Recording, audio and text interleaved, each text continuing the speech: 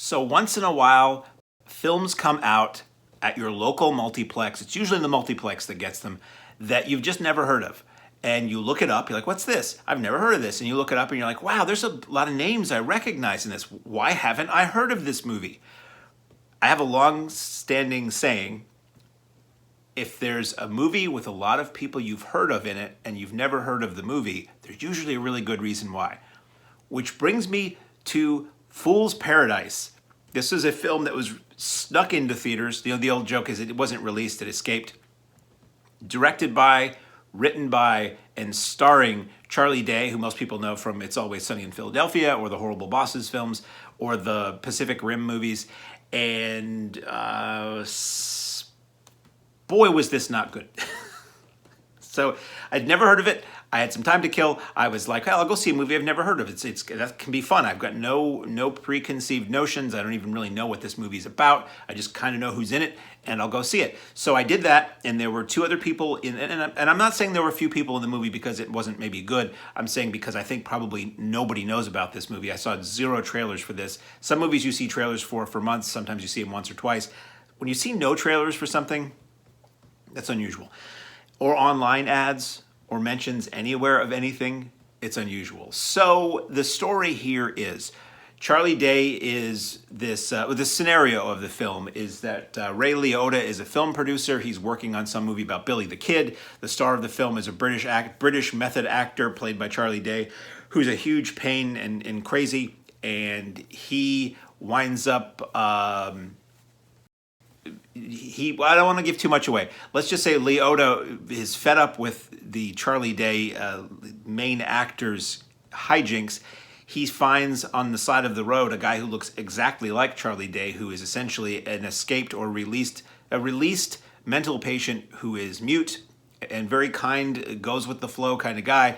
And this mute guy winds up replacing Charlie Day in the film, and then Hollywood hilarity ensues. So this is a movie that is for a very specific audience, I think. I love movies. I love movies about the industry. I think the general public does not care at all about movies. They don't want to know how the sausage is made, as they say. It's just like, I don't think most people want to hear a song that's about trying to write a song. They just want to hear a song. And that's what I feel about movies.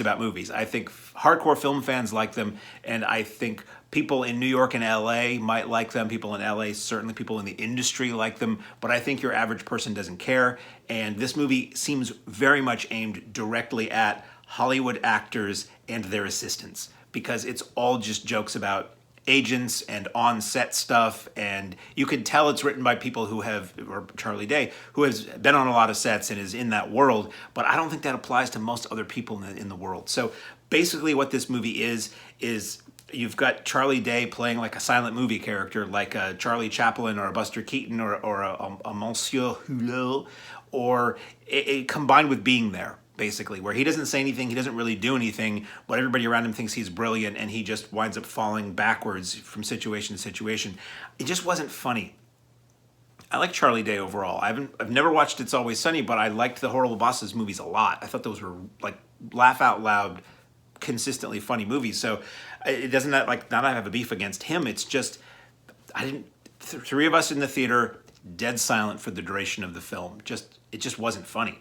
And you could see where it was trying to be funny, and I'm watching it and I'm like, well, if you did this a little differently, and if that was done a little differently, it's really just about Hollywood people being Hollywood people, and I don't think it's for mainstream audiences. Now, if you're a huge Charlie Day fan, I would be really curious to hear what you think about this movie, because that was my takeaway from this. It's like, well, maybe if you just love this guy and find everything he does hilarious, it might work a lot better for you. Like if you have this built-in goodwill for him, it might really work. But I just thought this movie was not good. Now, it was competently made, looks fine, it's edited fine, it's shot fine, all of that. It manages to use some like really well-known music a couple times too, which I was kind of shocked. There's like a Bee Gees, Nights on Broadway is playing. I'm like, oh, it's going to be a cover. It's going to be an instrumental. No, that's the actual song. And it's just so, and there's a lot of really big people in at least cameos. It was clearly Charlie Day calling on a lot of friends. So you see Jason Bateman in it, you see Jason Sudeikis in it, you see people he's been in movies and TV shows with, and some pretty big people just here and there, sometimes as themselves, sometimes not. but wow, yeah. Fool's Paradise, currently, as I record this, in theaters now, probably not for very long, soon to be on video. Just really, to me, not very good.